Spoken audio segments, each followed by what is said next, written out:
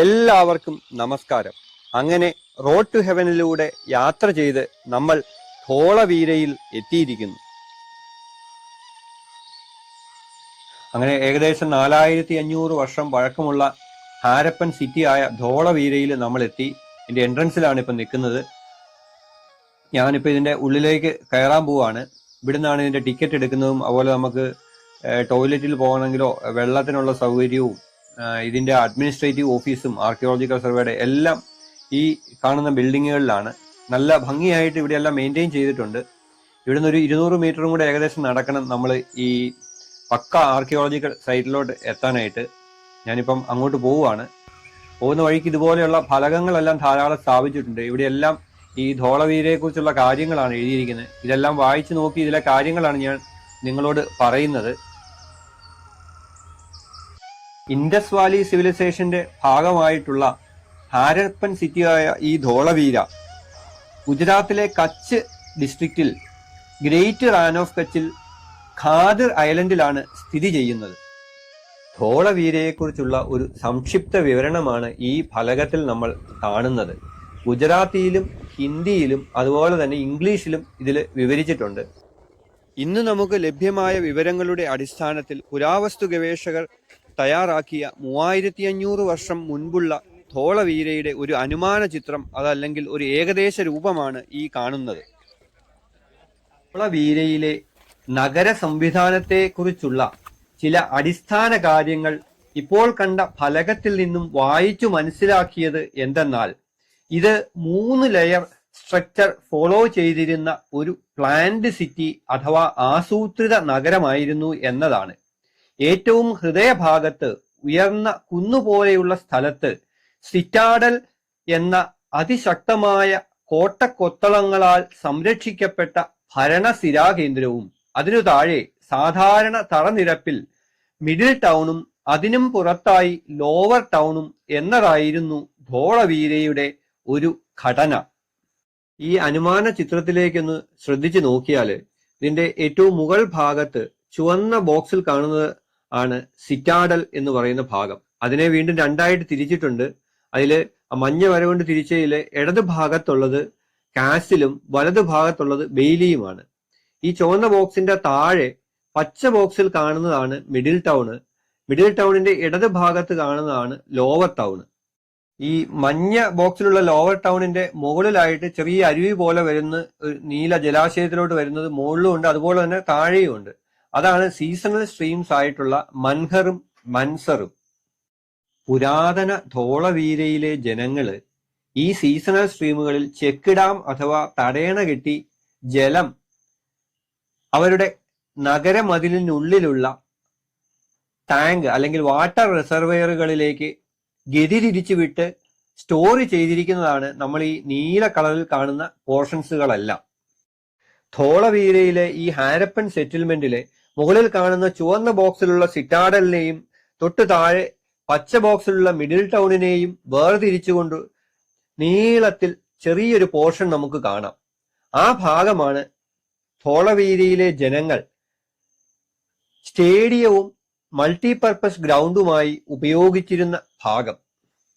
പുരാതന ധോളവീരയുടെ ഒരു ഏകദേശ രൂപം ഇപ്പോൾ എന്നെ പോലെ തന്നെ നിങ്ങൾക്കും ലഭിച്ചിട്ടുണ്ടാകുമെന്ന് ഞാൻ കരുതുന്നു. മുൻപോട്ട് പോകുന്ന സമയത്ത് ധോളവീരയിലെ ഈ ആർക്കിയോളജിക്കൽ സൈറ്റിലെ കാര്യങ്ങളൊക്കെ കാണുമ്പോൾ അത് നല്ല രീതിയിൽ മനസ്സിലാക്കിയെടുക്കാനായിട്ട് ഇത് വളരെയധികം പ്രയോജനപ്പെടും. ഇങ്ങനെയുള്ള കുറേ ഫലകങ്ങൾ ഇവിടെ നമുക്ക് കാണാം. ഇതില് വളരെ ഭംഗിയായിട്ട് ധോളവീരയിൽ ഖനന പ്രവർത്തനങ്ങൾ തുടങ്ങി അത് പബ്ലിക്കിന് തുറന്നു കൊടുക്കുന്നതിന് മുമ്പായിട്ട് എടുത്തിട്ടുള്ള ചിത്രങ്ങൾ ആണ് ഈ ഫലകങ്ങളിൽ ഒട്ടിച്ചു വെച്ചിരിക്കുന്നത്. ഗ്ലാസ് ഒക്കെ ഇട്ട് നല്ല അടിപൊളിയായിട്ടാണ് വെച്ചിരിക്കുന്നത്. അതുകൂടാതെ തന്നെ ഇതിൻ്റെ അകത്ത് ഇവിടുന്ന് ലഭിച്ച ആർട്ടിഫാക്ട്സിന്റെ അല്ലെങ്കിൽ പുരാവസ്തുക്കളുടെ ചിത്രങ്ങളും ഇതിൽ ചേർത്തിട്ടുണ്ട്. ഇതൊക്കെ 2024 G20 സമ്മിറ്റ് നടന്ന സമയത്ത് അവിടെ വരുന്ന വിദേശികൾ ഇവിടെയെല്ലാം സന്ദർശനത്തിന് വരുന്നതിന്റെ ഭാഗമായിട്ടാണ് ഇങ്ങനെയുള്ള ഈ ഫലകങ്ങൾ ഇവിടെ കൂടുതലായിട്ട് സ്ഥാപിച്ചത്. ധോളവീരയിലെ ഹാരപ്പൻ സിറ്റിയുടെ റൂയിൻസിന്റെ അല്ലെങ്കിൽ അവശിഷ്ടങ്ങളുടെ ഭാഗത്തേക്ക് നമ്മൾ നടന്നുകൊണ്ടിരിക്കുകയാണ്. ഇവിടെയെല്ലാം നല്ല സൂപ്പറായിട്ട് മെയിൻറ്റെയിൻ ചെയ്തിട്ടുണ്ട്.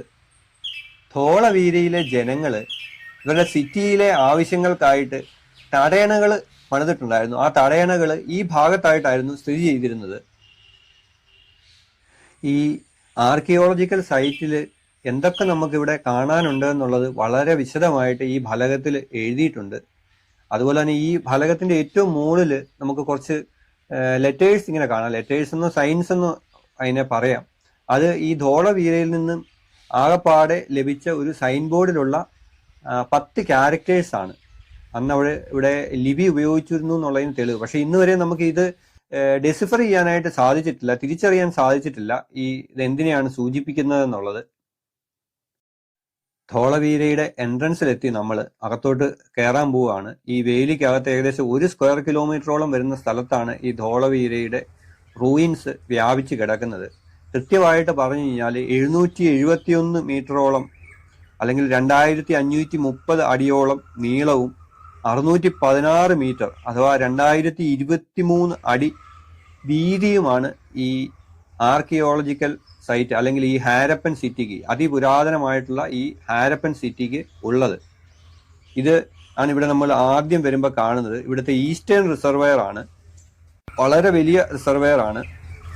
നമ്മൾ മുമ്പേ കണ്ട ചെക്ക് ഡാമുകളിൽ നിന്നുള്ള വെള്ളം തിരിച്ചു വിട്ടിരുന്നത് ഈ റിസർവയറുകളിലോട്ടാണ്. ഇതുപോലത്തെ 16ഓളം റിസർവയറുകൾ ഇവിടുന്ന് ഇതുവരെ കണ്ടെത്താൻ കഴിഞ്ഞിട്ടുണ്ടെന്നാണ് ഗവേഷകർ പറയുന്നത്. നമുക്കിപ്പോൾ അങ്ങോട്ട് പോകുന്ന വഴിക്ക് ഇതൊക്കെ കാണാം.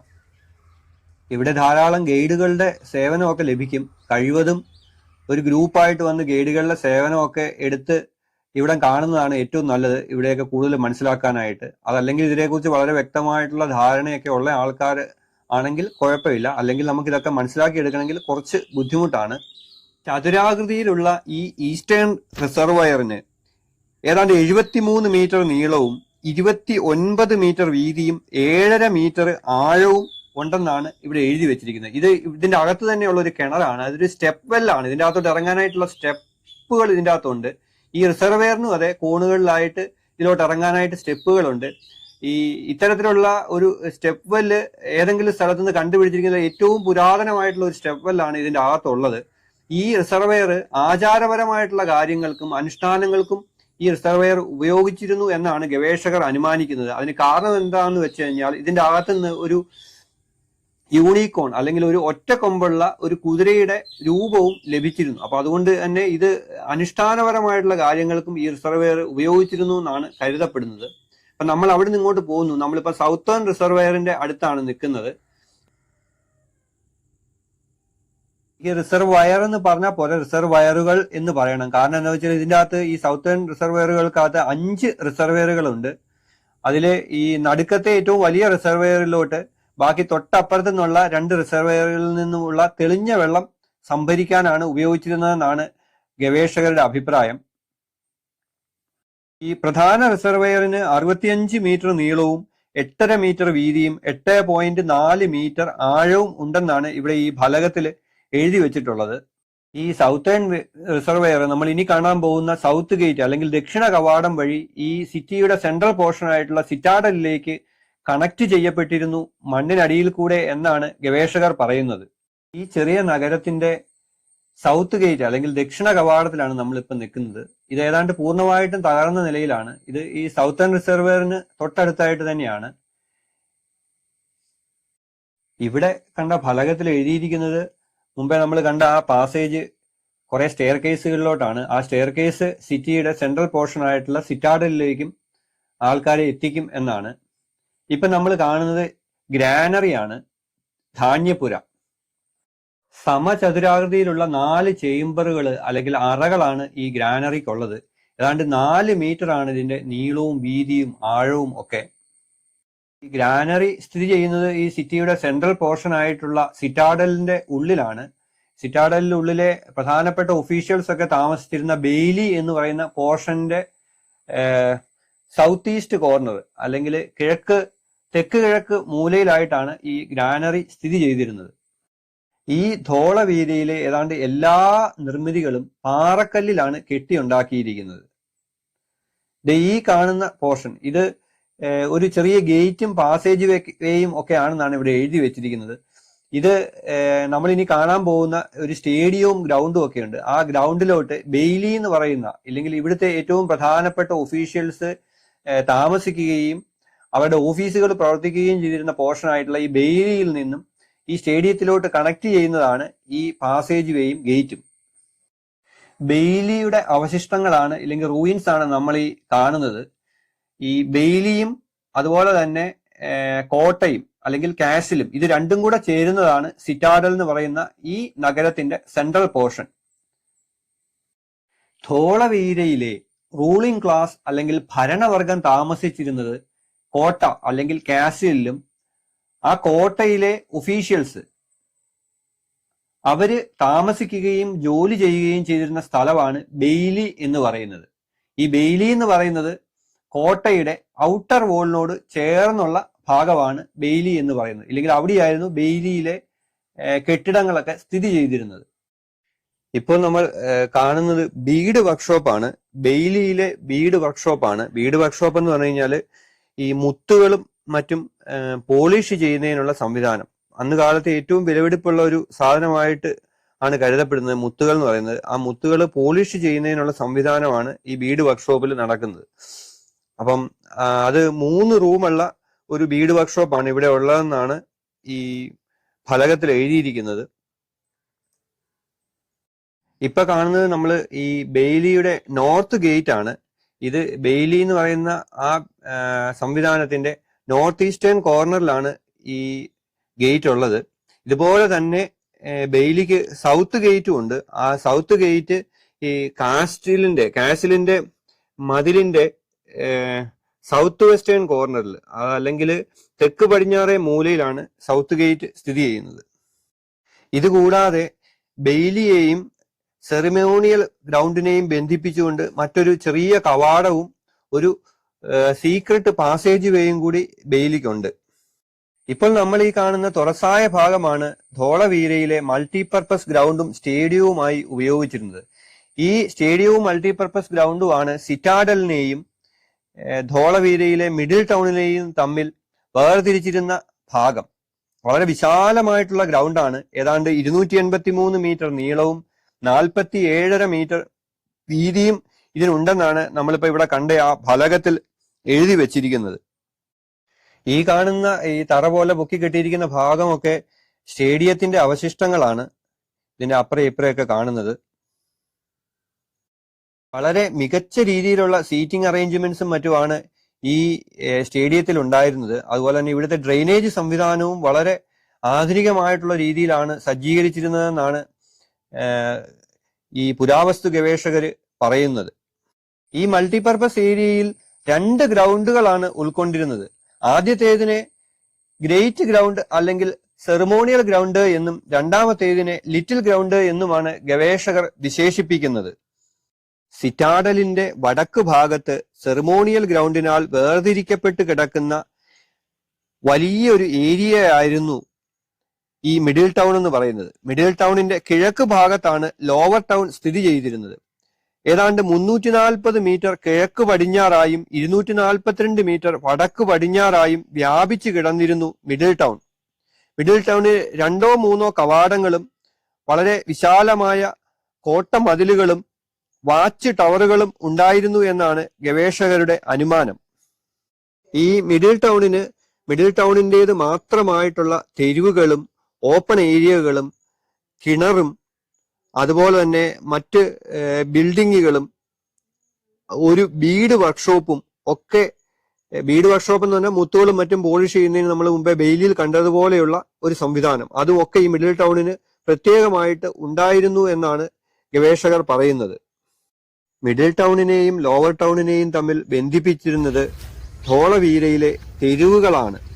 എന്നാൽ ലോവർ ടൗണിൽ നിന്നും മിഡിൽ ടൗണിലേക്കുള്ള സഞ്ചാര സ്വാതന്ത്ര്യം ഈ മിഡിൽ ടൗണിന്റെ കിഴക്ക് ഭാഗത്തുള്ള ഒരു കവാടം വഴി നിയന്ത്രിക്കപ്പെട്ടിരുന്നു. ധോളവീരയിലെ തെരുവുകളിൽ കൂടിയാണ് ഞാനിപ്പം നടക്കുന്നത്. ഈ തെരുവുകൾ നേരെ നമ്മളെ ലോവർ ടൗണിലേക്കാണ് എത്തിക്കുന്നത്.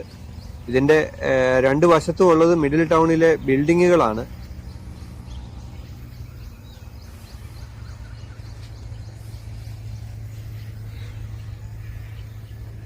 ഈ തെരുവുകളിലൂടെ അല്ലാതെ ലോവർ ടൗണിൽ നിന്നും മിഡിൽ ടൗണിലേക്ക് പ്രവേശിക്കാൻ വേറെ യാതൊരു മാർഗവും ഇല്ലായിരുന്നു. കാരണം ഇത് ചുറ്റു വലിയ മതിലുകളാല് ലോവർ ടൗണിൽ നിന്നും വേർതിരിക്കപ്പെട്ടിരുന്നു. ഇപ്പൊ നമ്മൾ കാണുന്നത് ഈസ്റ്റ് മിഡിൽ ടൗൺ ആണ്. എന്ന് പറഞ്ഞു കഴിഞ്ഞാൽ മിഡിൽ ടൗണിന്റെ കിഴക്ക് ഭാഗം. ഇവിടെയായിരുന്നു ലോവർ ടൗണുമായിട്ട് ബന്ധിപ്പിച്ചിരുന്ന കവാടമൊക്കെ ഉണ്ടായിരുന്നത്. ഇതുപോലെ കാണുന്ന ഈ ഫലകത്തിൽ എഴുതിയിരിക്കുന്ന കാര്യങ്ങളാണ് ഞാൻ ഈ വിശദീകരിച്ച് തരുന്നത് മുഴുവനും. ഈ മിഡിൽ ടൗണിന്റെ കിഴക്ക് ഭാഗത്തുള്ള കവാടത്തിന്റെ അവശിഷ്ടങ്ങളാണ് നമ്മൾ ഈ കാണുന്നത്. ഈ ഭാഗത്തായിരുന്നു ആ കവാടം ഉണ്ടായിരുന്നത്. ഇതിലൂടെയാണ് നമ്മളിപ്പോൾ അങ്ങോട്ട് കടന്നു വന്നത്. ഇനിയിപ്പം നമ്മൾ ലോവർ ടൗണിലേക്ക് ഈ കവാടത്തിൽ കൂടെ പ്രവേശിക്കാൻ പോവുകയാണ്.